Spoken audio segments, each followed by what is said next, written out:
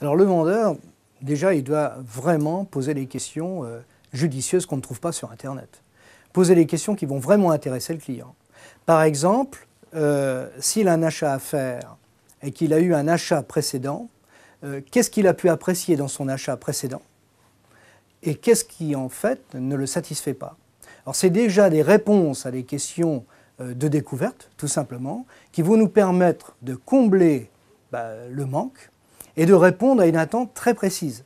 Alors évidemment, il y aura une question de prix à un moment donné, mais il devra faire le choix entre un prix, mais avec le risque de ne pas être satisfait par rapport à un service attendu, et le service, effectivement, qui correspond exactement à ses besoins.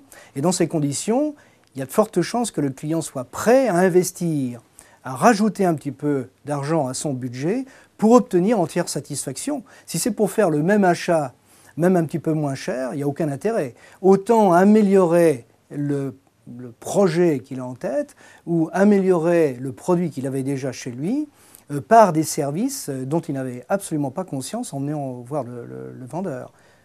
C'est apporter des réponses très précises à une demande qui est très vaste, en fin de compte.